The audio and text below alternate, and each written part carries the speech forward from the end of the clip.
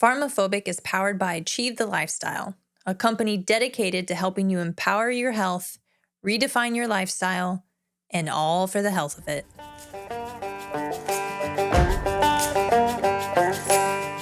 You're listening to PharmaPhobic, where we challenge the state of health in America. I'm Janie, a physician assistant, and I've seen how healthcare keeps people dependent instead of truly healthy. And I'm Dan, a veteran turned fitness pro here to uncover the truth and explore simple and sustainable health solutions. From big pharma to big food, we're exposing the conflicts of interest keeping us sick and finding better ways to take back our health.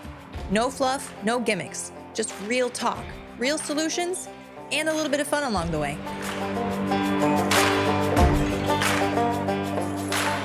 Hello there. Welcome to another episode of PharmaPhobic, where we help you become the strongest, healthiest, and most capable version of yourself. This is brought to you by Achieve the Lifestyle. I'm here with my lovely co-host, Miss Janie Brown. Wow, good job. Because I messed it up last time. And we're back for part 2 with Jake from the farm, not from State Farm. Oh, yes. Worked that in. Love it. Anyway. I heard that earlier today from them as well. Yeah. I get it 900 times a day. So, you know, I feel you. Yeah. Previous episode, we kind of talked, we bounced around a little bit. You know, we talked about military experience, transcend and include, how that helped you become a Wall Street guy, how that helped you become a farmer.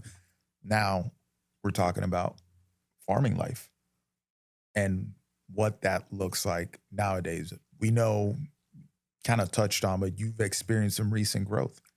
And you think, you know, people are more aware, so they're kind of transitioning to products like yours. Mm-hmm. Now, as you jumped into farming, what made you jump into farming that way, into that regenerative style of farming?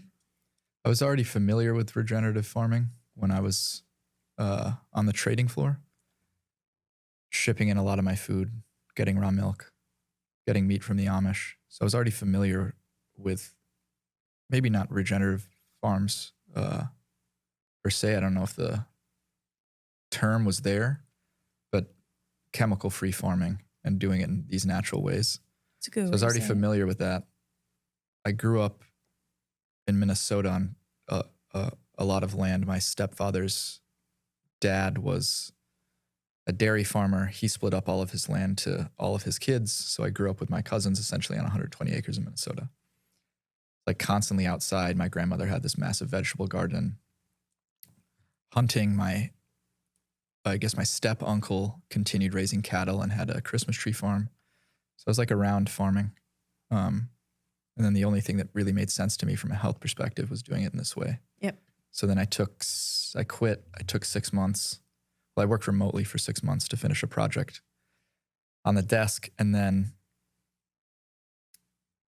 traveled the country and looked at all of these regenerative farms, did a bunch of farm training, saw a lot of different operations, organic included. Mm-hmm.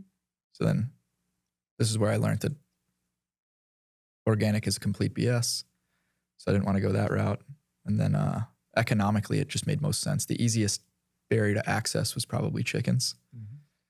From a cash flow perspective and a business perspective, right? I think the canonical or the old farmer example is chicken and egg money, right? It comes every day. Mm-hmm. So just kind of chose to go that way.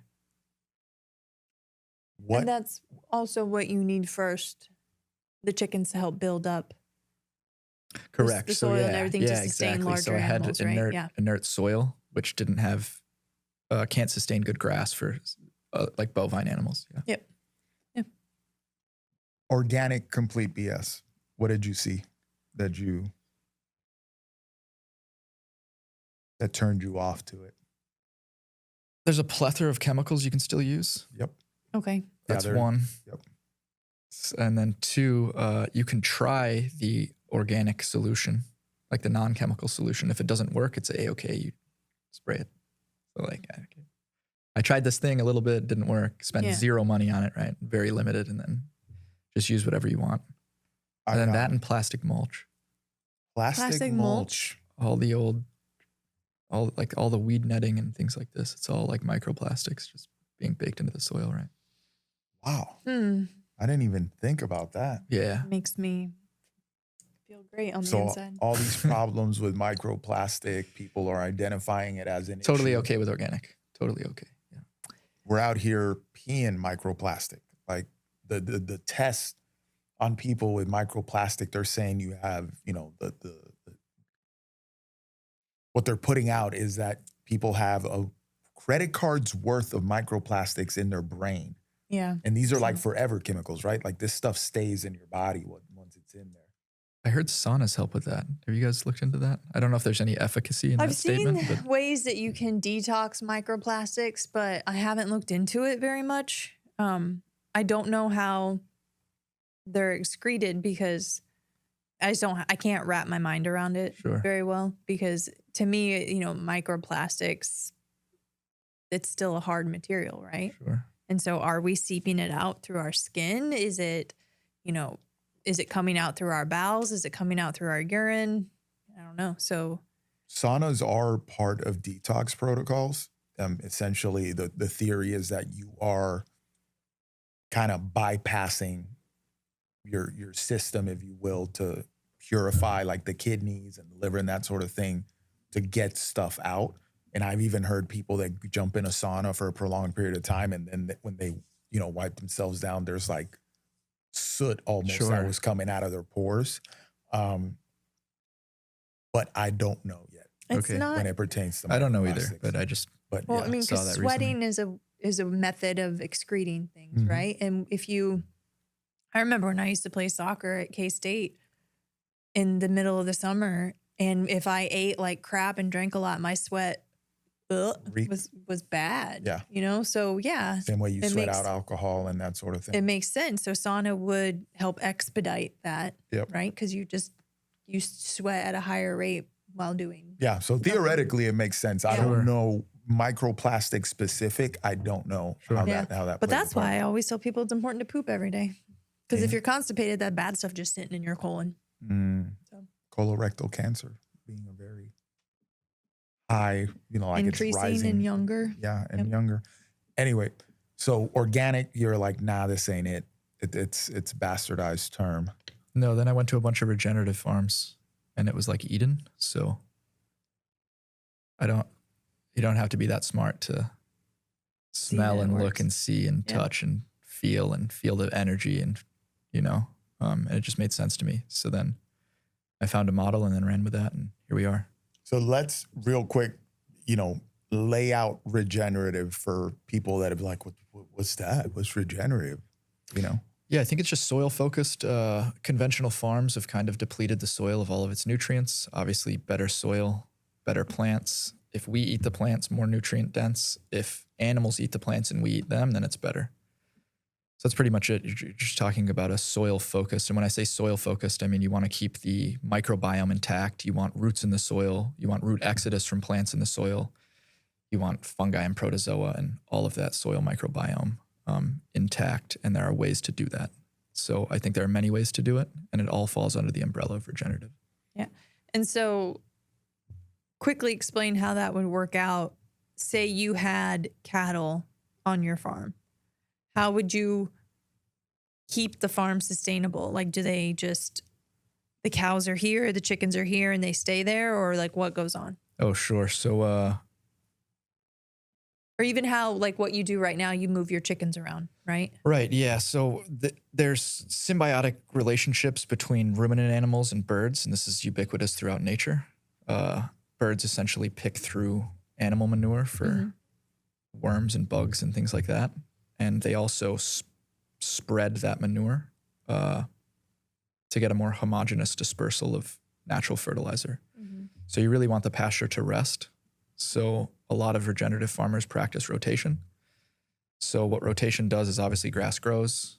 This is free feed for your animals. And then you want that pasture to rest. So if you have the animal chew down too much of that plant, they will eventually start ripping that root out. And you really want those roots to stay in the ground to protect from the sun. So the sun will bake the soil. And then obviously a lot of insects in the soil want moisture. So this is like a concept. And then there's kind of a lot more that goes in. I don't know if you want me to go into like symbiotic relationships between That's okay. You can just do birds, like animal, that. and plants. Yeah. Yeah. No, do it. Explain it. Oh, okay. I think So people, Alright. no, I think people need to understand Sure. this. So who I learned it from was a guy named Alan Nation. He did a bunch of regenerative farming. He might be the grandfather of it. I'm not exactly. No, there's some guys that came before him, but in South Africa, he ended up regenerating a lot of barren land. And what he noticed is in the Serengeti, there is the great wildebeest migration. So you essentially get rain. After rain, you get kind of an explosion of grass growth. It turns out I'm not a scientist here, whatever type of sugar is in, say, teenage grass is best for animals, and especially like nursing animals or pregnant animals. You get the most amount of energy from that. And maybe this isn't obvious, but ruminant animals can convert this sugar into protein, essentially is how that works. So what happens so the rain comes, grass grows, they go into a place called the Ngorongoro Valley. You can Google this. It's the great, I don't know if it's called the Great Wildebeest Migration, but I think it's great. The wildebeest migration in the Serengeti. After that, of course, predators come, but then also birds come. And then what happens is on their way back, all of that land has had plenty of time to rest because they have calved on pasture. And there's a bunch of cool things that nature has baked in. Not that it has anything to do with regenerative farming, but it's very flat in the Ngorongoro Valley. So not only can you get a massive herd in there, which protects their calves, they can see very far for these predators. So it's cool how nature has almost figured out everything. So I spend a lot of time on my farm just simply observing. Yeah. And a lot of it is basically supporting that process that already exists in nature, right? That's Yeah. For instance, I use temporary electric netting for the chickens, and I move that, and naturally a chicken will roost in a tree at night to get away from predators. So what I've done is set up on trailers nest boxes and places for them to roost. So at night they all go up. I button up these doors. It's instinctual. I button up those doors and I have no predator issues. So I've almost eliminated there's hawks and things, but I have geese and roosters for that, and dogs. But simply by making one observation that a chicken will hop in a tree at night, I now have no predator issues. Nice. So I don't need to do any kind of like weird stuff, you know? What's with the geese and the roosters? Geese to are protect? mean. I know they're like watchdogs, but Geese what are are they? mean. Same with the roosters. So the rooster's got like 600 girlfriends, you know? So if a hawk comes down, he's like down. He's like, Rooster's the black bro. belt. Yeah. He's like, we fighting, bro. Not up in here. Yeah. I'm going to name the rooster. I named him Smith & Wesson, but I might name him Gordon Ryan or something. That's you know what I mean? hilarious. Yeah. And he wants to fight a hawk. He wants to fight whatever. Yeah. He's like, He attacked my mom the other day. Yeah. He's like, you got too close to my girl, you know? That's amazing. And the geese are like early detection. Like Yeah. The geese, I think, is more for coyotes. They're just super loud. So if I walk up there at night, the goose is just going off. Coyote wants to like come take your chicken and bounce. Yeah. But then you get a big goose like wang, wang, wang, wang, wang. Like, he's like, They're like a little car Yeah. alarm. Yeah. We also have electric netting, right? So that helps as Yeah. well. But it's a little shock. Like my dogs eat the electric netting, no problem. Well, I figure, especially like coyotes and things like that, once they figure out like the shock's not so bad, or they get shocked a couple times, then they're like worth it, you know? So Yeah. most animals will do that. What type of dogs do you have? Half Great Pyrenees, half Antillian Shepherd. Oh, Ooh. yeah, those are How many? farm dogs. Those Two. are real farm What are their dogs. names? Yeah. Lucy and Dakota. Nice. Those are How real big? farm dogs. Oh, they're probably 100 pounds now. Oh, you got them as puppies? Yeah. Nice. They're like, they just turned 1 in August. So I don't know, 18 months old. Because I know they have a pack mentality. So who's alpha? We had to separate them Okay. because they have litter mate syndrome. Oh, okay. So I don't know if it's the breed, but they started like going to the death. Gotcha. Like bad. Wow. They're super tough dogs. Yeah. One of them got the other one by the neck, and I thought she was gonna kill her. Yeah. So I just grabbed her and started punching her in the back of the head like as hard as I could. I thought Yeah. I broke my hand. Didn't let go. Like 15 straight punches to the head. Yeah. And then finally they separated, and now we have them separate. Those are big dogs. Males won't do it. They're won't 2 females. Yeah, they won't fight to the death. Women, come one, on. One will become dominant, and then that's it. Yeah. But with females, they just go and go and go and go. But they're like half pets, half farm dogs, so I don't want to let either one of them go. But Yeah. now we have 2 farms. We're just waiting on some fencing, and I'll move one over. I wonder if you get a male, if it would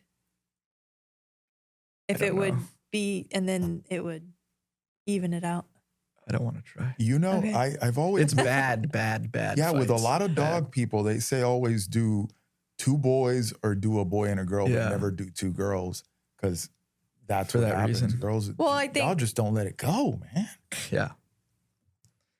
careful. I didn't know. And then But where also, I don't know anything about the littermate syndrome. So how much is that? I got Dakota first from a farm up north.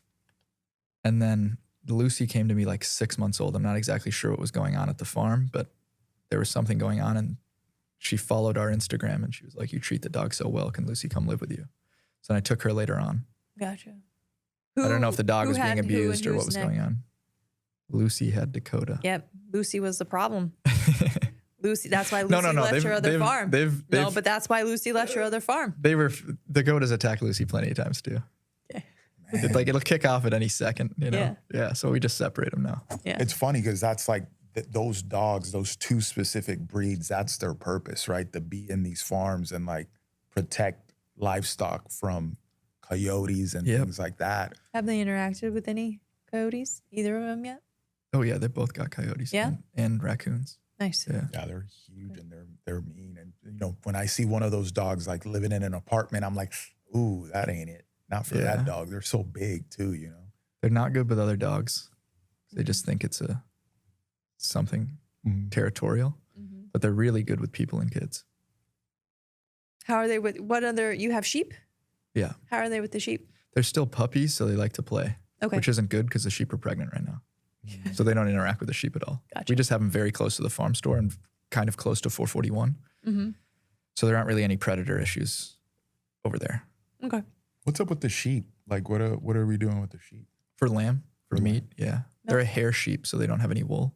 It's just Okay. too hot to do wool. Yeah. I don't even know if people are using wool anymore. Which I'm they sure there are. should. Yeah, I think it's cool. I think it's a lot of work, and we have all these textile plants, but there's not economically. It doesn't really make sense. Yeah, because Yeah. if you get straight wool, because when I was in Scotland, I got a wool hat like off of a farm. Like we stopped and I got it like off So of cool. a farm. That's awesome. It's great. It stinks. Yeah, yeah. I was wearing it in the car. I'm like, what does that smell? I'm like, oh, it's the hat. Well, I think it's one of those things that gets better with age, right? I mean, I still have as it. you I'll keep wash it. and wear it, it'll take the smell and the shape Yeah, that but you I think- want it to. I mean, that's unfortunately not what most people want. Yeah. Right? They want it. This reminded me because I saw this video on Instagram of this guy, like a blue collar guy, explaining Carhartt because this other okay. girl posted a video of like how she got this Carhartt overall, but it was so uncomfortable, right? For her, it's a fashion statement. Oh, Like, sure. for him, he's like explains like it's uncomfortable because it's meant to protect you from, you know, doing Elements. I Yeah. got a blue bunch of those collar overalls. stuff, right? Yeah. And he's like, and it'll last you 20, 30 years of wearing it. And then eventually it'll wear down to where it's quote unquote comfortable, but it has a purpose, right? Yeah. And he's explaining like, if you start wearing this stuff for fun, the quality is going to downgrade because they're going to start catering to your little fashion Yeah. trend. And me, the guy that needs it for work, is not going to get the product that I was paying for originally, Right. you know? And he goes through, so wool might be a similar thing, Yeah. right? This kind of goes to show too, we should probably be wearing more wool, cotton. Well, the good thing like the about actual wool fabrics. is that it has a presence, especially within the hiking community, Mhm. for performance wear or whatever Yeah. you want to call it. Socks, Because a underwear. lot of my base layer stuff, my socks, things like that are wool. Mhm. Yeah. And it is a natural. And that's what, Excellent. when we went to Dubai and we spent that day out in the desert, but we had to wear pants. I was wearing wool pants because they're temperature regulate. Nature's got to figure it out. Yeah. It really and here does. we Like are the wearing more a- we get into nature and the more we get away from all this other stuff. Like I just spend hours on the farm. Mhm. The other day I worked until, I don't know, I think 12:30 at night. Mhm. I was Oof. exhausted. And I just laid down in the pasture, looked at the stars. Fell asleep. I didn't fall asleep. I could have fallen asleep. Yeah. One of the dogs came over. Like, it's we should sleep crazy. out here, but That does a lot for your body too. so good. It was like all the fulfillment. There's no amount of money that could have given me the same feeling. Yeah. Yeah. Not anything. And what did I do? Like kill myself that day? 17, 18-hour day, Yeah. you know? But it's like you feel good about it. Yeah, so right? good. Like physically draining, but not mentally. Whereas if you Correct. spent 18 hours in an office, I'd you done wouldn't that. moved your body at It's all, but horrible. you would have physically been or mentally been done. Yeah. And I hate that feeling. I currently experience that. Well, there's something to be said about the way that things were ordained, right? And when you farm a certain way, you're talking about this symbiotic relationship between the animals and the pasture and the ground, and how the soil feeds the grass that feeds the animal and all this stuff. Chickens spreading manure that revitalizes the ground and all this sort of thing. And I don't think this point has been driven into the mainstream enough that the more these things were working like this before we showed up. You know what I mean? And the more we interrupt that process, the worse things tend to get, right? And here we are trying to 3D print meat, 3D print fish meat. That's the one where I'm like, yo, you are going too far, bro. Yeah. 3D printing fish? Yo, come on now. And, coming up with all these wild sprays and stuff for the farms. And meanwhile, the result, right? The fruit of all that labor is sick people. Yeah. Sick people. Well, I sick think people. that it is becoming more aware because recently they've had to reintroduce like wolves or bears that they previously had driven out. And then it's, downhill effects messed up the order of things, right? So they're bringing them back in. Also, I just want to, because I saw this about bees, right? Because everyone gets up in arms like the bees are going to die. And now, like, I know purely from that how much of an impact a bee has on all of our, like, health and the life cycle of things, right? Now, I also saw something with almond milk. You saw this, right? That almonds are mainly farmed in California. The majority of them are. There's a small window for which they can be farmed. And in order to get all of the almond plants pollinated, they ship in bees to be able to do it. And as a consequence, a ton of bees die in that transportation process. And they basically overuse them in that short amount of time to make almond milk, which is fake milk. Stop drinking almond milk. Well, that and the water consumption. That too. It's Yeah. way more water than what a cow would drink, right? Yeah. Way So more. Can you? It's like it's environmentally detrimental, and all of those almond groves are monoculture, and they're all sprayed. Yeah. It's crazy. It's also hilarious that because almond in the grand scheme of things of nutrition, it's not that great. Oh, No, not I that mean, great. it can be, almonds can be beneficial, but it's like any nut. Yeah. How much do you have to reap the benefits of it? The whole thing, if A few. almonds were the most nutritious food that we could eat, I'd be like, okay, maybe it's worth, negotiating a little bit and sacrificing here and there to produce so that everybody could get some almonds because these are super nutrient dense, but they're not. They're not that nutrient dense. They're not that great. They're not the But I best guarantee nut. you a lot They're of the- not the most nutrient dense food ever. So what are we doing? Why How are will we we raping the land like that to get these almonds? And the You know? people advocating for bees are probably drinking their almond milk latte. how will we thrive if we can't drive over the concrete in the Starbucks drive-through? Get almond milk lattes. No, We but- won't survive as a civilization. Nope. I And just it- think people, they're like, milk is bad, raw milk is bad, it's killing people. Let me have my oat milk, my almond milk, my soy milk. But it's the same thing with lithium batteries. These are great, but you don't look into how back they're channel. manufactured, how they're made, the impact that the manufacturing or producing of these things has on nature because it's hidden from us. Go beyond that. The source of material to make the lithium battery is slavery. Yeah. Essentially in Africa. Well, there's definitely a humanitarian issue with solar and batteries. 100%. Yeah. But I don't think people were being fed, it's an agenda, propaganda, whatever, that, this is better, almond milk is better. But if almond milk kills a bunch of bees, it consumes a bunch of water for a very small amount of time, is it worth it? for something that is the nutrient payload is not that great. Right. It's not better than cows. It's not better than eggs, you know? Right. But it's fortified. Yeah, whatever. The insanity. So yeah, the bee issue is a big issue. They transport thousands of bees. Even worse, so I'll shout out my beekeeper. yeah. Her name's Amber. You can check her out at Ambi Assembly. I She's love that. awesome. I saw that little thing on Amber. Yeah, That's yeah. pretty- Yeah, that's I like She's it. super cool. She's super talented. But she gives me a lot of info about bees, and it really wrecks local bee communities as well, because what happens in the north when it's frozen, they bring all of these commercial bees down here, and then bees rob each other.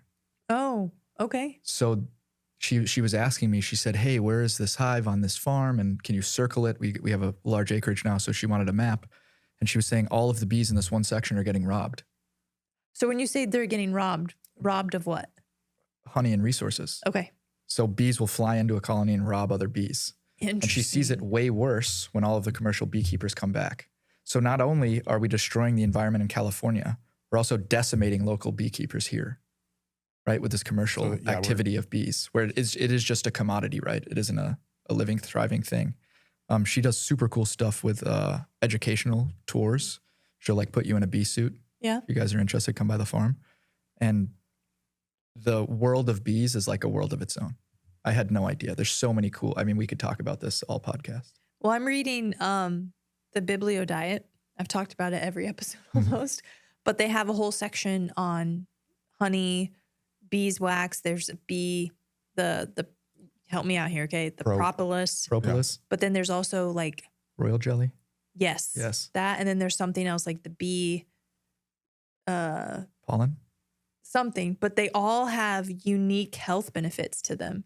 And then is it the royal jelly is what makes the queen so big? It's Yeah. prioritized for her. They feed it to the queen and then it naturally grows Right. way bigger. Yeah. And then They produce their own queen. So if their queen, everybody thinks the queen runs the hive runs the hive. right. So if the queen isn't producing, they will just kill her and make a new queen. Yeah. Yeah. But That's the royal It's brutal. They'll actually fan her and heat her to death. That's crazy. Inside the hive. So the hive makes all of the decisions. Yeah. America. It's Little ruthless. Bees are like little American dreams. Sometimes they'll make multiple queens, and the old queen will figure out she's getting pushed out, and she'll go and kill them in their cell Nice. as they're growing. Yo, bees It's are ruthless, wild. but ruthless. Yeah. But I mean, everyone's heard of whether you're aware of it or not, the propolis, is that how you say it? Yeah, I've heard it called propolis, but Propolis? I don't know. No, that you're probably right. I just farm chickens. Propolis, it's in a lot of immune health things, specifically like cough drops, sore throat, stuff like that. And it's an immune boosting thing. Like there's a throat spray with it to help with immune. It's fascinating. It's antifungal, antibacterial, anti-something else. Yeah. But my question is, because it doesn't say in this book, harvesting that, because like honey, we take honey from bees and it doesn't necessarily kill them that I'm aware of if we take their honey. So I think the way in which Amber does it is we don't take all of their honey. Well, So yeah. what a lot of commercial beekeepers will do is take all of the honey and then feed sugar water. Oh, no. But I So mean, then we you just get take really- some. Yeah. Unnutrient dense honey. So if you take some of it and let them get to the next, I guess, Refill. yeah, sure. Yeah. I forgot the technical term here. You'll have to talk to my beekeeper. Yeah, I'm drawing a blank on it. But It's okay. anyway, the next time flowers bloom, right? Or we call it a bloom. The next bloom, then they can get more resources. So you just make sure you leave them enough. Then Yeah. you don't have to feed sugar water because sugar water honey is garbage. Right. So if she feeds sugar water, which is very rare, it's to like save a colony. Okay. And then what she will do with that first flush of honey is either sell it as something called baker's honey or just toss it. But we Gotcha. don't sell that to the general public because it's Right. garbage. Yeah. Right.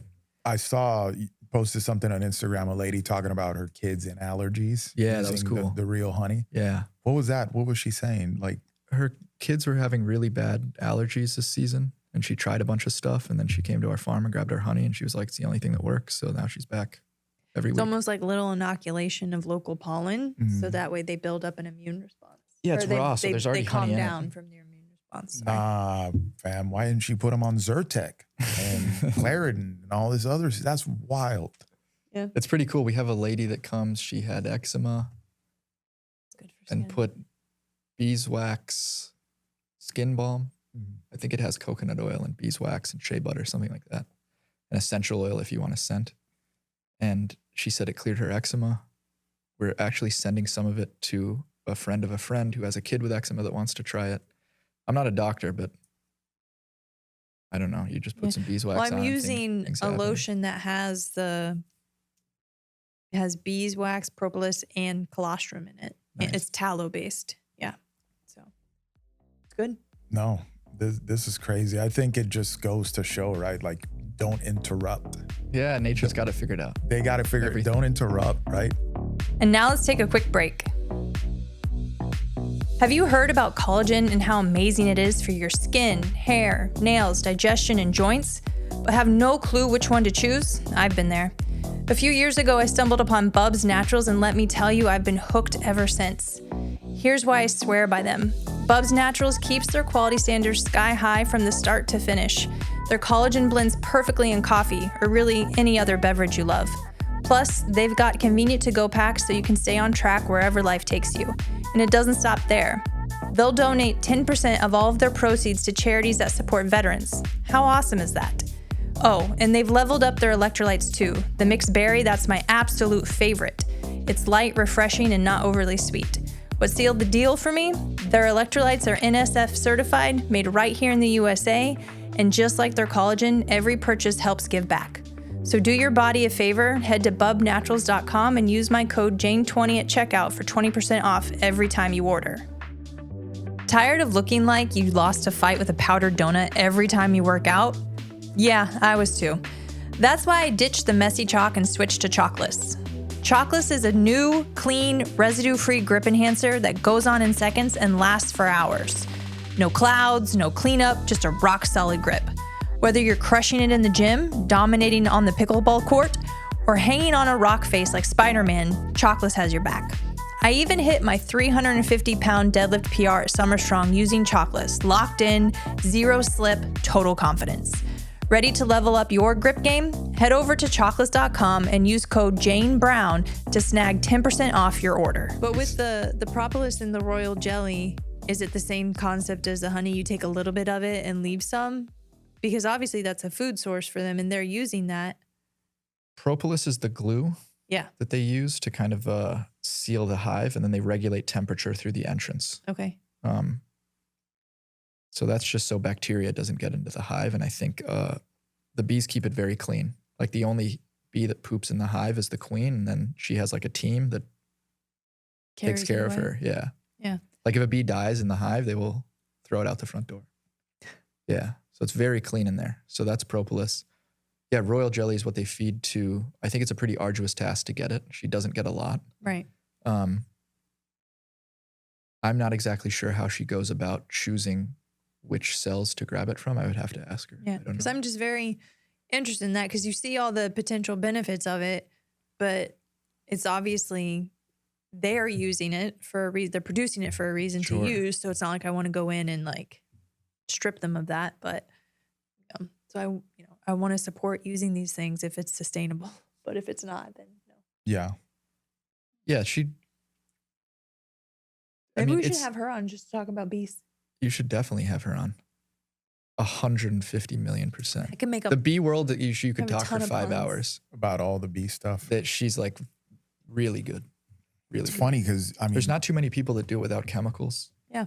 So varroa mite is something that will decimate a bee colony, and there's not too many beekeepers in the area that don't spray for varroa mites. She actually gets shunned at like beekeepers conferences for not doing it because they think they're doing good. What do they think it does? Well, it kills the mite, so you can save the colony. So you're saving the bees, right? Gotcha. But then all of that chemical gets into your honey and your pollen and everything else, right? What else kills mites naturally? Heat. Okay. So if you place them in the right area, like Florida's a little bit cheating in the beekeeper world because there's no winter. Mm. But winter also kills all of these things. So they don't like it too hot. So she's figured out all of these natural things. And she can speak a lot more eloquently than I just like get past information. Yeah. But yeah, I mean, she has, I don't know if you call them techniques or through practice, she's learned how to do it all pretty naturally. I mean, yeah, there's zero chemicals she sprays. I think you want bees that have the right genetics to fight off varroa mites. So if you let them die for the varroa mites, then you don't get those genetics in the area. So it's a little bit of a long-term play. Gotcha. But when you're using bees as a commodity, right? And all you need to do is extract money from them. Of course, sugar, water, spray, whatever, right? Gotcha. Just keep the bees producing honey. Have you had to plant flowering plants to facilitate the bees, or you just kind of let the bees find it? Because they'll go and find it. You don't have to. Yeah, I think they'll go up to 3 to 5 miles to find forage. And then we let everything grow naturally, right? I don't seed. Mm-hmm. So you get a lot of something called Biden's alba, which everyone thinks is a weed. Mm-hmm. It's actually like nature's ibuprofen. You can Right. chew the leaf, but that flowers almost year round. Okay. Palm trees. Okay. So I don't know who coined this, but instead of saying like wildflower or orange blossom, right? This is like bees that sit in a monoculture. So the term is polyfloral. Yep. Meaning they can get it from tree pollen or flowers or Okay. whatever is around. Yeah. That's useful for allergies because some people. You want diversity in honey too, Exactly. right? You don't only want honey from almond trees. Yeah. That doesn't make sense in nature. Yep. Yeah. Fascinating. Okay. I didn't even think you could go that deep on bees. Oh, You can no. go, I mean, I am Well, just scratching the think about surface. it. Well, I'm just think about scratching it the because, surface. well, think about it because if you kill off all the bees, that's a huge repercussion for civilization, No. right? So because of that, they're very complex, which is why I want to dive into them more. Yeah, Because and- if they were simple, killing them off wouldn't matter. And then the nutrient density of honey is pretty wild too, and medicinal properties of it And is also pretty intense. honey's in the Bible Yeah, we've been So- eating honey for a long time. a long time. And it's also the land of milk and honey. It's associated with health, comfort, rest, right? and it's so- a value because yes, of it. exactly. Yeah. So I think what kind of made me curious about honey was realizing when I learned that like 70% of the honey in the market is complete BS. Yeah. Maybe more. Oh my God. That one threw me for a loop. I'm like, I'm just over here looking at all these honeys and trying to pick one and the raw honey and this and that. And then it's like, oh no, that stuff isn't even farmed right. You know? is honey affected by maybe you don't know this and it's okay. Because I'm There's many things I don't know, but go ahead. if I put honey in my coffee, does the heat destroy the benefits of it? Yeah, there's natural enzymes in the honey, so you Okay. just don't want to do it too hot. Gotcha. I think it might be, don't quote me on this, anything over 100 degrees. Okay. But don't quote me on that number. Okay. It might be $1.20, but there's Okay. definitely beneficial enzymes in raw honey Yep. that if you heat it, it is not good. Okay. Just Yeah. need to know. Okay. That's an interesting one because, you know, you bake a lot with it and that sort Sure, of thing. sure. Whereas, you know, that little spoonful of honey that makes the medicine go down You know what I'm going to do? is different than when you sweeten something with honey or use it to bake, which obviously that's going to be better than putting, I don't know, freaking sucralose in there. For sure. But you're not going to get the full kapow Sure. of the benefits of honey if you But eat if it, you right? That's put- something of note. Honey on top of buttered toast. Oh, no, you're killing it at that point. I don't know. I Sourdough don't bread know. with raw butter and honey on it. Come on now. Okay. Come on now. So, Yeah. sorry, I went off a little bit of honey. The honey tangent. Well, honey, like, I can't think of the right word to say, but drilling you with honey questions. Yeah. But recently you went to White Oak Pastures. Is that right? Amazing place. Yeah. Yeah. They were one of the first regenerative farms that I learned about through a podcast. Yeah, I remember years ago, I was listening to this Power Athlete radio back in the day, and they had the guy from the Savory Institute on, Yeah. and he was talking about, you know, basically building out what is White Oak Pastures and how they've transitioned them into what they are now. How was that? White Oak Pastures is probably the flagship regenerative farm. God bless them. So how was that? How was that trip? Did you feel like, was that like a pilgrimage of sorts? Yeah. I met Michael Jordan. you know? That's it. Like Greg Judy, Will Harris, Joel Salatin, these guys, right? If there were famous farmers, that would be it. So, I mean, the guy didn't have to do any of this. He's like a 7th generation cattleman. Here's a farm, cattle operation, fully good to go. You can chill, right? Yeah. I'm sure it's, I mean, not chill, but you get what I mean? Like, It's already going. here's the You just need package, to right? You maintain. don't have to do any of this. And he converted the whole thing to fully regenerative. It's like the sickest story ever. Yeah. You know, so it even, yeah, I mean, hang out and learn from that guy. I took a course up there. I've been up there 4 or 5 times at this point. Like, what course did you take? They have something called the Center for Agricultural Resilience, and it was a 2-day course essentially on regenerative ag. They have sheep and cattle and goats and chickens and pigs and many acres of garden vegetables. I mean, tons of agrotourism they're getting into now, distribution, marketing of regenerative products. I mean, the whole nine. Yeah. Just packed into 2 days. It was a lot, but it was unbelievable. From what I've seen, like on their website, they have facilities where you can stay on the farm. Is that right? They've got tons of cabins. Yeah. Yeah. They've got a lake house. They've got all, yeah, you can go up there and rent a house. You can bring an RV. How big is that operation? 5,000 acres. Of regenerative farming. That's amazing. They've got 2 separate herds. I think they've got 3,000 head of cattle. It might be 5 separated into two herds. I know they separate the bulls. But yeah, I mean, they have 30-acre paddocks that they move to every day. So they rotate every day, 30-acre paddocks. And to see that many cattle go through a gate into a new paddock and like chase fresh grass is like the coolest thing ever. Nice. You know? What do they use, dogs to help move them, or? They got like one guy, their cattle manager's name's Scott. This guy's awesome. He was a recon guy. Nice. Man, the guy's awesome. The guy's awesome. Of course. Recon turned cowboy. Yeah. Nice. Yeah, he's a full cowboy. They used to cowboy there. Yeah. They used to like full cowboy on horseback. That's how they did it forever. But I guess the regenerative system, you can kind of, since you're moving them every day and not like chasing them in wide open fields, they've set up these individual paddocks and there's a map of how they get around the entire farm. So the cattle are almost waiting at the gate, so they know. So as soon as you open that gate, they want fresh grass. Nice. So the cattle are almost all trained to just do it. I see. When we were recently up north in Crystal River and we went, we always, when we travel, we try to get an Airbnb and we kind of go grocery shopping so we can make some of our meals and not have to eat out all the time. And we went to the grocery store and I was sifting through the beef and I saw it's like they got White Oak Pastures. Oh yeah, that's right. Yeah, grab that. Beef? Yeah. I'm like, grab that, and it does. Like, I mean, when you look at it, I'm like, this looks different. It just does. It tastes different. Yep. If you get any of their ribeyes or their New Yorks. They only had the ground beef at the store. Yeah, I think that's all they do this far south. Yeah. We have premium cuts at our farm from them. But the fat is yellow. Nice. Completely Not yellow. White. Not white at all. Nice. The taste is different as long as you know how to cook it right, because there's not a lot of cortisol in those animals. Like they roam 30 acres every day. Like they're not stressed out at all, ever.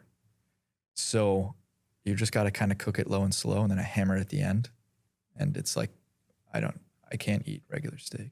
I used to be like a big Wagyu fan, but Wagyu is pretty much like a sick animal, right? I've heard that. Really? You know what? Go into that because I've heard. Because I just sent this to you. One of my coworkers, Capitol Grill down in Boca, has a Wagyu pairing special going on right now, where basically you get like Wagyu burgers paired with wine for X amount of price. So you can try different things.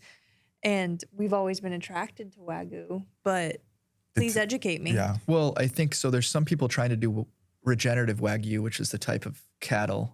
And I've never tried it. I know there are some people trying to do it like the right way. But I mean, to get that kind of marbling in a cow, you have from to grass, feed it a lot of that's crap, right? hard to do. So White that's Oaks, fat. when I was up there, Yeah. they said, we don't claim to have the tastiest beef. It's just the healthiest. I like So we're that. all, I mean, I love Wagyu. The taste, the flavor, everything. Well, fattier meat is But going to be. what are you feeding that thing, right? make A it bunch of that fat. grains and I don't I know, see. like Japanese Wagyu, for instance, right? They're like super overweight, Oh, massaged and well, I pampered. was. And I'm not saying, I mean, Well- pamper a cow, I don't care, but like what is it consuming? Yeah. And is that right for their rumen? I've been a little bit suspicious because when I first was introduced to Wagyu, it was from Japan only, not easy to get. I happened to get it at like a fancy restaurant, and now I'm seeing it on like every single menu, in burgers, on appetizers, and I'm like, something's happening. Something's happening. Yeah, and not only that, but the marbling on it, right? Like it's super. If you thinking of humans like that's a lot of intramuscular fat, right? Yep. And to get that, You don't get that when you're really healthy. You get that because you've eaten a lot of trash.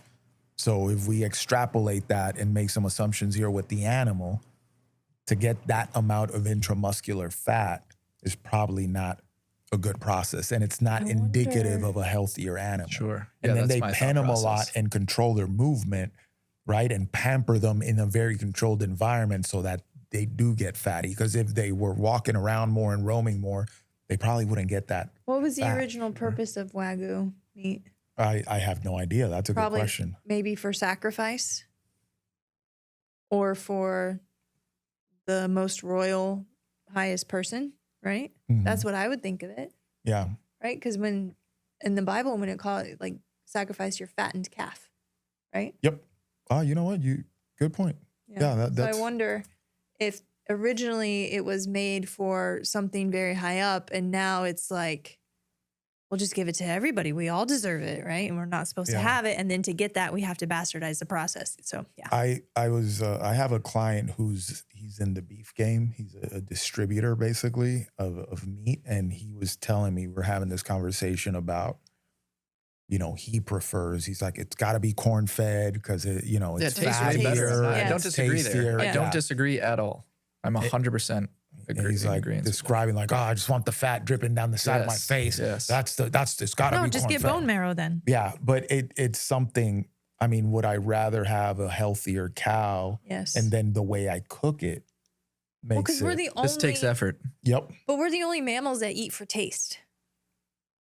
you're right. You're right. And Right? taste is great because you like if something tastes well, then you're more likely to eat it more, right? But I don't think we've we need- hijacked that process because when you eat a really good, like you eat something fatty, like a corn fed or corn finished steak, and yeah, it tastes good, but you feel satisfied on a different level with higher quality beef. Yes, it's more nutrient dense, et cetera. But we're addicted to that instant dopamine. That's why we love Pop-Tarts and Cheetos and things like that. I just don't think that. I think it's an excuse, right? I think you can still produce a really good tasting beef with the way you cook it and the way you grow it, and it can be tasty and healthy, right? To just say, oh, we got to eat this crappy version of the beef for the taste of it, I think that's a cop out. Yeah. And we're kind of fooling people into believing, right, that you either get this taste or you can have this healthier stuff, but it's not going to taste as good, Sure. I don't know. I mean, this White Oaks beef is. I thought it was tastes great. delicious, Yeah, I thought it was don't, delicious. I don't really eat any other beef anymore. Well, and the thing is that earthy taste, right? Like it's something like eating venison, right? It just, some people don't like that gamey taste, whatever. But I think when you taste that, it's like earth. It does something to your mind where you're like, okay, this is really good stuff. I feel really satisfied good on a about different level. eating this. It's satisfying, and then you're not only is it a tasty thing in the way you prepare it, but it's also, you can almost feel the nourishment like lighting up your system. Well, it's almost like if the higher quality of meat is leaner, it doesn't have a lot of that intramuscular fat, but to complement it with things like raw grass-fed butter, avocados, olive oil, eggs, things like that. Now you're increasing the fat content, but then you're getting unique vitamin profile from those other things that you wouldn't get from the steak Correct. alone. So it's weird. So how that now works. if I have a leaner cow that's grass-fed, when I put that ribeye on the freaking, the cast iron, and then I put that big old dab of compound butter on it, now it makes sense, Yeah. right?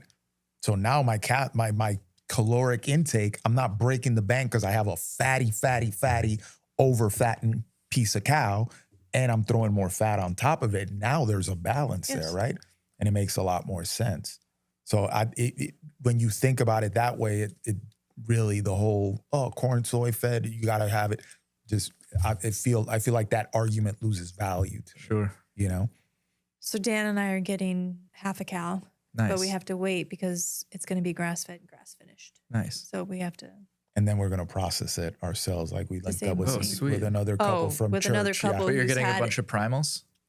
You're going to cut it up yourself? Yeah, Yeah. with a couple who's had experience processing Yeah, it, because we have not. This other couple, they've pretty much everything they've eaten in their life is stuff they've killed or stuff Nice. that they've like done like this. So the guy's like, I'm like, bro, we're really gonna do this. He's like, don't worry, I've done this a lot. I was like, Just come over when we get it. Just come over and we'll. Because I'm I'll like, I'm teach you good how at to do following this. directions, so Yeah. I'm game. Sure. Nice. That's super cool. Yeah. That's super But cool. you mentioned you have White Oak Pasture steaks that you're okay. Last time we talked, you didn't have a store. Yeah. So tell us about, since you were here last time, how is your farm expanded? What do you guys have that people can purchase? Things like that. Yeah, we're just trying to get as many local, high quality goods as humanly possible. I mean, it's still very small. So predominantly we sell all of our own goods. We're just trying to help other local small businesses also sell their stuff out of one location. Nice. It's not real. I mean, you can call it a farm store. I'd call it a farm stand. Mhm. Okay. It's not really a store, you know, it's like an old pole barn we just put up. But yeah, we started working with an herbalist in East Del Rey. He's got a bunch of herbal teas and tinctures and things like that. Those are all sourced. All his herbs are sourced from Europe, which has really high organic standards. So Okay. he forgo. What's the past tense of For that? Wint? Yeah. Anyway, he tossed out the USDA label too. Yeah. What else do we got? We got like a kimchi guy, a sauerkraut guy, so fermented Nice. vegetables. Is it in glass? Yeah. Nice. We're talking to some vegetable growers now out of Loxahatchee. A microgreens guy. What else have we got in there? Some beef? Yeah, beef from White Oaks, and then obviously chicken and eggs and honey and beeswax products, some tallow products. This is what I'm talking about, right? Yeah, so there's no store that like really does its due diligence. There's some people trying. Yeah. Right, Yeah. but then you're paying like retail rent Yeah. and all of this. So not that I definitely don't want to run a grocery store. That's not the intent. The intent is just to have a small store on a farm where you can come and you don't have to look at the label. I've already Yeah. done it. Almost If it's like not up to my standard, then we get vendors calling us all the time, and I just say, what are your ingredients? Send me the list. What are the companies? And if one thing doesn't match, then we just say no, it can't be done. If you want to change this, go ahead. Yeah. I think, Like the original farmer's market. yeah. Yeah, it's like farmers markets reach out to me all the time. Yeah. And I just ask them how many other farms are at the market. This many. Yeah. So I said I'm not interested. So you're not a farmer's market at that No, point, of course you're not, Yeah. right? Like look, grocery stores are great and farmers markets are great, but if you really want to impact change for this kind of farming, the entire dollar has to go back to the farmer. Yep. So if you're buying bulk eggs from a farmer because he doesn't have time to do a farmer's market, you're essentially like making money off of that guy's labor. And I'm not saying it's a bad thing. I want everybody to get access to healthy food. And if somebody wants to drive to Bonita Springs in Florida and buy 2,000 eggs and sell it as a farmer's market, I'm all good with that. They're But if you selling really, it. right, they're making money off of, Okay. all grocery stores do this, by the way, Yeah. right? And all farmers market, and everybody's selling an egg that isn't a farmer at a farmer's market. And do they really know what's going on? Yeah. And are they educated enough to even know what's going on? I Right? understand. I'm not saying they're not good people, they're not, but there's a lot of room for error and shadiness is all I'm saying. And if you really want to make impact on local farms and small local farms and small clean farms, then just take the time out of your day to go to the farm. Okay. You know what I mean? Like I guess, how do people know? because then that farm can grow, and I'm not just saying this for me. Like, business is going very well for me. I'm not like pleading for help here. Yeah. It's the exact opposite actually. I'm you're promoting more it. advocating for other small Yes. farmers. Like, I'm not saying drive to Loxahatchee to get all of your vegetables every week, but it might be a good idea, and it might be good for your kids as well. Yeah. Well, I You think know? we need to grow closer to where food comes from. Yeah, Like, and people go and need see to with your own eyes. understand Exactly. sourcing and what it takes to grow this food. And it not only do you appreciate what you're getting a little bit more, but it also opens your eyes, right, as to all the stuff that could go wrong from farm to your mouth if we're not vigilant, Sure. you know? So how does somebody know? Like, say I go to the green market up in West Palm Beach or whatever it's called, or the Delray Atlantic Ave Farmers Market. How do I know that the stand that has the organic eggs sure. or farm raised eggs aren't from them specifically. They, bulk bought it from somewhere else. Yeah, ask them just some ask them? questions. Yeah, what farm did you get them from? Okay. What are their practices? Okay. Right, and then I mean, this is an educational piece, which you guys are doing with this podcast. See what their practices are. Are there vaccines? Are there medication? If they can't answer that, I'm not saying it isn't that. Right, but then I'm just saying they don't know. So Yeah. now you're buying it. It's just like the grocery store. You think you're getting something from a farmer's market because it's a farmer's market, and it's exactly what the grocery store is. The person checking you out has no clue. Yeah, and would they you might be ever go charging to you a little farmer's bit. market? Yeah, to I go to sell? them. I enjoy farmers markets. I like it. To sell. Oh, your stuff. I mean, I've been approached by all of them and said no. Why do you say no? I don't disagree with you. Because I'm just trying to affect change. to have people come to you. Yeah, I Okay. mean, it's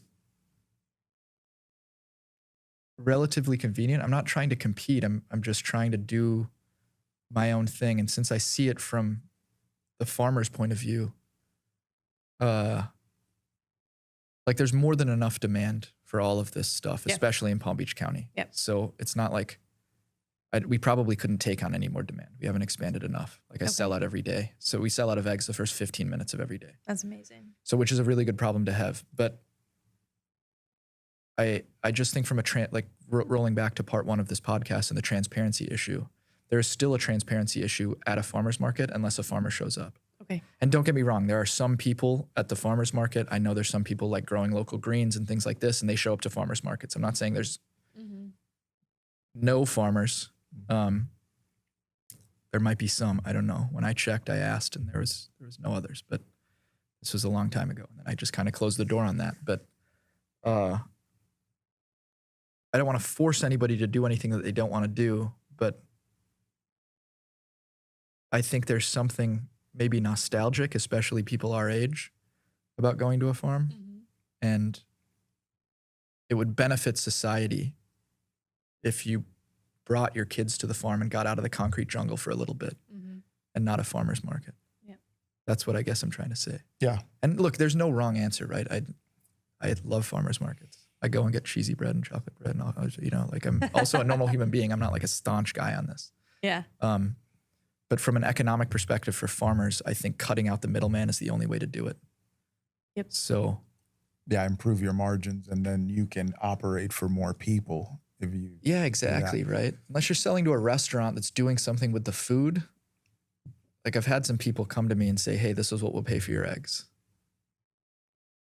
And I'm like, just to make that margin that I could just do myself. And then also expand the farm. So the demand's extremely hard or extremely high. So I would like to take all of those dollars and just put it back into the farm and then grow this so more people have access to cleaner food. Right. And I think we spoke on the first podcast about voting with your dollar. Yep. So anyway, that's my stance on farmers markets. Not that I'm not, But I'm not against it. Like, just ask questions, like you said. Yeah, just ask them. And if they don't know, Proceed with. this is like a proceed at your own marketing risk. thing. Yeah. No corn, no soy, no whatever. I don't know. What's Yeah. the farm? Yeah. Where are they from? Yeah. Orlando? Is that local? Right. You know what I mean? And this is when I think about regenerative farming and expanding it, I almost think that we have to go to like a regional model, right? Because people are trying to grow farms for national operations. And that's where things start to get a little dicey, where you start cutting corners, you start bringing in this feed that's not so good so that you can keep up with the demand, or you start, hey, we're gonna spray some stuff over here so that we can keep up with the demand. And this is where it kind of dawned on me, because I started following this guy, and he's out in Dripping Springs in Texas, so outside of Austin. And he has cattle, and then he pulps feed them, like. Oh yeah, I've seen this. It's Pontius Ranches. So he brings in all this pulp from the local juicers, and he'll augment their feed with that, just drop it in there, and these cows go crazy over it. And this farm has a large, we're talking 400K following maybe Wow. on Instagram. So he's got a market. He's got a captive audience and people asking to buy his products. And he posted this whole thing of why he's not interested in shipping. He's like, if you're not in my area and you can come here and buy it, then I'm not selling to you right now. That's what, and in my mind, I was telling Janie, I was like, yo, this dude could make a lot. You had 400K following. And if he's figured out how to ship, he could really expand his operation, but he doesn't want to do it. That's so cool. Because he's like, I'm feeding local people here, this is, And with regenerative farms, right, taking out that supply chain, if you really commit to the local part and getting more local people to access that food, I think that's where your growth is, right? And if we had a lot of regional operations like that, which is how I'm sure this used to be 100 years ago, more people would have access to healthier food. I think the farmer would end up making better margins, right? Like and where's the loss in this? Does that make sense? I think the things like Butcher Box, Boink, all these other meat delivery mail service things have made a lot more people aware of like getting better quality meat, having a lot of meat. But I think now that needs to evolve into, why are we sourcing something from, I don't even know where Butcher Box is based. Yeah. I know nothing about them. Well, but they're not necessarily, I don't think they're necessarily regenerative No, farms but I'm and just that sort saying, of like, thing. people have started prioritizing getting meat.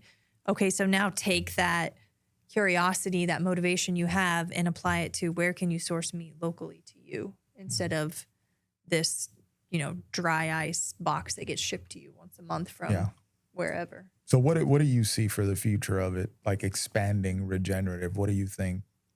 Where do you think this is going? I'd like to see more local systems. I think from like a gut microbiome level, you guys could probably speak better to this than I can, but they're now starting to talk about, like what is grown locally and your gut. And there's some kind of connection there. I don't know what the science is, but so that's one thing. And then also I think we spoke about this maybe before the podcast, but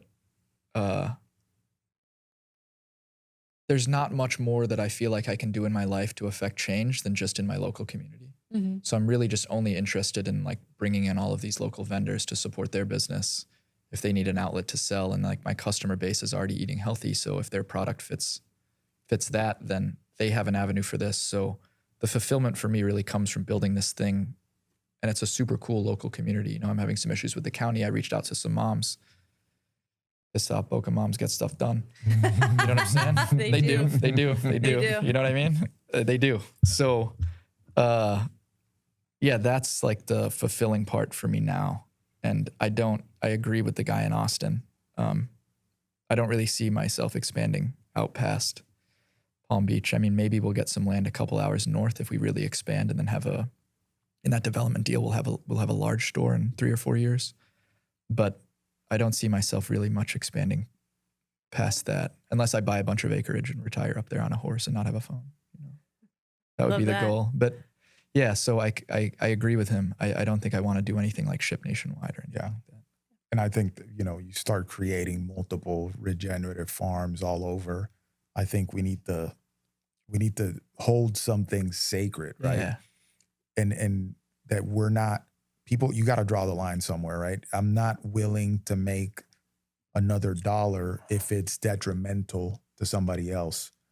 We've given up on that idea. So I'm going to spray this food with whatever I need to spray it so that it grows, so that I can sell more of it. Even if people downstream from it are getting sick, it's not my business. I got my dollar in my pocket. Yep.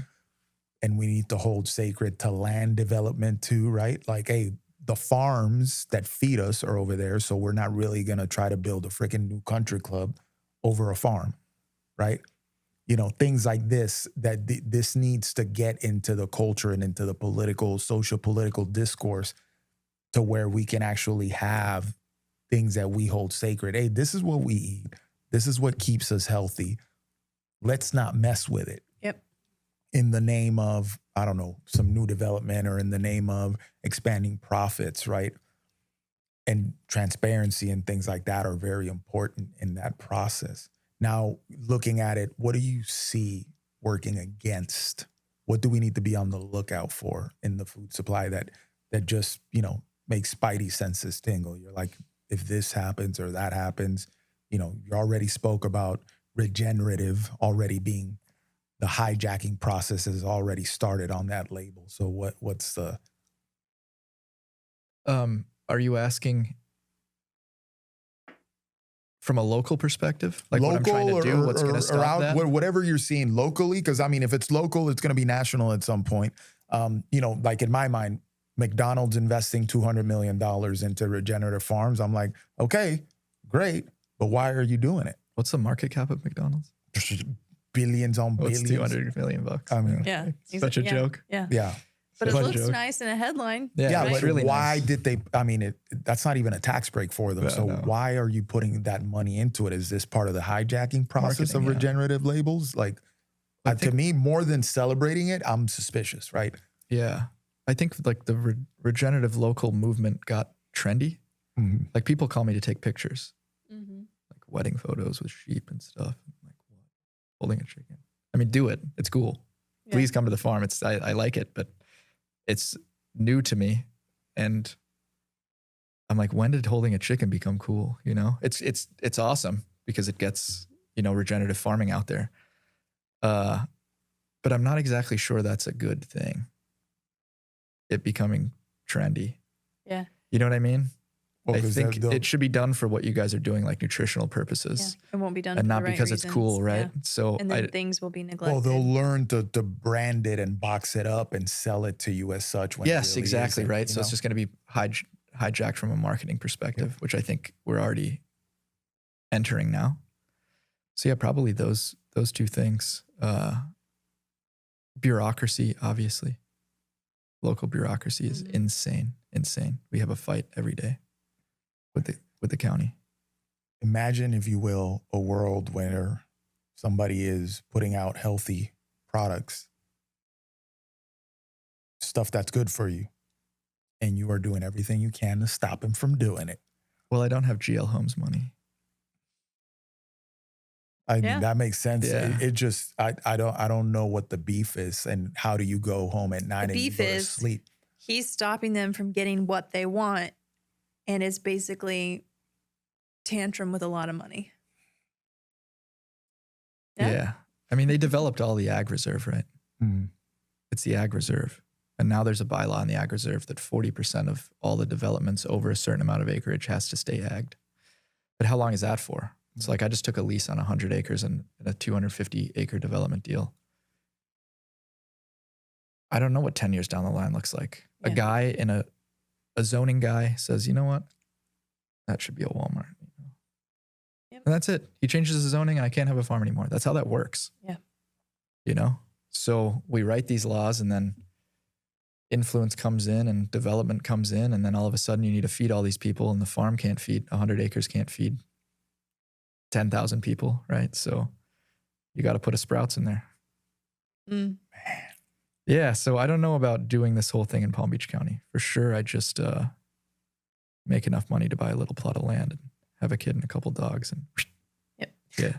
Yeah. Yeah. Sad enough. But I'm going to try.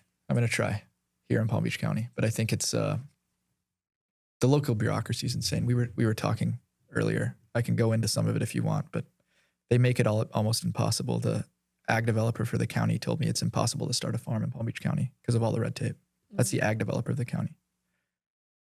Her words verbatim. It's impossible. But you know what's not impossible? GL Homes developments. That's real easy. Yeah. You want concrete in all the canals people fish out of? You know how much chemicals are in concrete? No problem. Building concrete bridges, concrete everywhere. And then we'll sit there That and seeps into the wonder- aquifer. Right? Oh. Yeah. Then we'll sit there That's and no wonder why we're problem. so sick. That's Yeah, no problem. No problem. So That's a lot. That's a lot to think about. I don't, again, I go back to holding things sacred, right? Yep. We got to draw the line somewhere. We got to say like, hey, But that Yeah. would require morality, like ethics and morals. To hold something sacred, what does that do for their pockets? so I guess the real question is we got to get these people that go to islands to have secret meetings. To be like, hey, bro, just don't touch the food, please, my guy. You or the know? water. Or the water. Leave the Man, soil alone, all of these bro. manicured places spray so many pesticides. I have to ask a landscaping company outside of my farm because we back up to Tierra del Rey. Mhm. Like Mike Tyson lives back there, like Yeah. multi-million-dollar And mansions, they horse have a mansions. golf course too. No, they don't. They're all like equestrian lots. But there's an easement from a road right outside the farm, anyway, their landscaping guys take care of it. And every day or every week they're cutting and spraying. Then I have to go out there and ask them, just please don't, like you see all these animals, like just don't spray that next to the fence line at minimum, you know? Yeah. They're usually pretty respectful about it. If I can catch them, if I'm at the farm, if I'm not, then it then gets sprayed. everything, right? And cancer rates on the rise. So now we're not really running many animals, or almost any animals, or limiting it at least, even close to that fence line. Yeah. I'm giving them like 10, 20, 30 foot break. Yeah. Yeah. I mean, there's a massive hedge there. There's stuff to block it, but still it's not good, right? But you can't escape that. No, because it seeps into the soil. Because it's all manicured, right? Yes. Yep. Everything. So it's, yeah, I don't know. Man, What can you do? I hope, you know, like in closing, I hope that people, what you're saying should plant a thought, right, in your head and start questioning things, right? I think the way we've been doing business, meaning, you know, the crazy developments, spraying stuff, manicuring lawns, planting fake grass, you know, highly industrialized farming and feeding lot operations type things has given us a result, right? Just go to Target or Walmart or wherever and start looking around. Everybody's sick. Everybody has an allergy. Everybody's, you know, overweight. Everybody has some level of disease or compromised function, right? Then we wonder where that's coming from, but look at all the stuff that's going on around us. So we need to go in the opposite direction. We need to go in a different direction. I hope that things like regenerative farming becoming trendy, you know, we need to draw a line there, right? We don't want it to be, oh, I just want to hold a chicken, but I don't want to do anything that comes with that lifestyle. Sure. And with that, you know, but understand that it's good for you for a reason, right? Like you want to hold the chicken for a reason. Yeah. There's something innate in you that's appealing to nature that wants to get closer to it.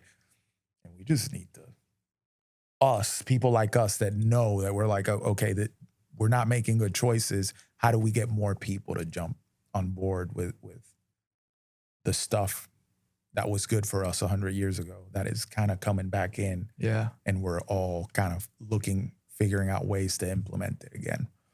What do you want to leave people with? What do you think? Oh, that's a good question. Yeah. That's a good question. So many thoughts. I would say just try and just head to a local farm and see how you feel. I don't want to end on something really woo-woo, but to me it made sense. Like when I went to all these regenerative farms in the beginning and saw it and felt it, I think it's something innate in us or God-given. I'm not exactly sure where it comes from, but it seems to make sense. And I think we need more of that and less iPads and less Netflix and more nature, because we came from that place and we need to get back to it. Agreed. Yeah. I think that's with Achieve the Lifestyle. I think that's the mission. We're pointing to better times, right? And you know, we have a lot of stuff, but maybe the answer is less of all of this distraction and digital stuff and all this modernity, all this modern comfort, and more of that old school feeling where like, hey, you know what? This simpler kind of life tends to give you room to thrive, right? To actually thrive and feel better about yourself. Something to think about. Guys, I hope these 2 episodes planted a seed of curiosity in you that, you know, you want to check out. I wasn't even, no pun intended at all. But, you know, just. And you rotate that seed. No, I'm kidding. Sorry. Yeah, just go check out the farms. Try to buy something from a regenerative or local farm and see what it does for you. I think everybody, you know, and resources allotting, right? Some people, you know, it's gonna be a little bit more expensive. Hopefully, I pray for a future where we can figure out ways to give more people access to this, where the price may come down or whatever, because, you know, the farms are doing well and more people can access this because we figured out how to basically profit and access becoming kind of synergizing, right? And we can vote better with our dollar. Yep. Anything you want to leave them with, Jane? No. Well, where can they find us? And on Instagram at Achieve the Lifestyle, our website, achievethelifestyle.com. And you can email us at info@achievethelifestyle or just hit the contact us button on our website. Or hit them DMs. That's where it goes down. And where can they find you, Jake? coastalpasturesfarms.com. Our Instagram is Coastal Pastures Farms. Our email is very complex. It's coastalpasturesfarms@gmail.com. Yeah, what are just your hours that you guys are Thursday open? through Sunday, 10 to 4. Thursday through Sunday, 10 to 4. Yep. Okay. Yeah, give Coastal Pastures a follow on Instagram so you can see real happy chickens. Yep. The real deal, not the ones that have the name, just the ones that are actually happy. Guys, with that, I need you to do a couple things. Support local, buy local, and stay farmer free. Thanks for listening to the PharmaPhobic podcast. If you found this conversation interesting, which I know you did, make sure to follow us on Apple, Spotify, or wherever you get your podcasts. And also make sure to check us out on Instagram at Achieve the Lifestyle. And if you're interested in pursuing a stronger, healthier, more capable version of yourself, check out our website at achievethelifestyle.com. The PharmaPhobic podcast is for informational and entertainment purposes only. The views expressed are those of the hosts and guests and do not constitute medical, legal, or professional advice. Always consult a qualified healthcare provider before making any medical or wellness decisions. While we discuss pharmaceutical, holistic, and alternative health topics, our content is not a substitute for professional medical guidance.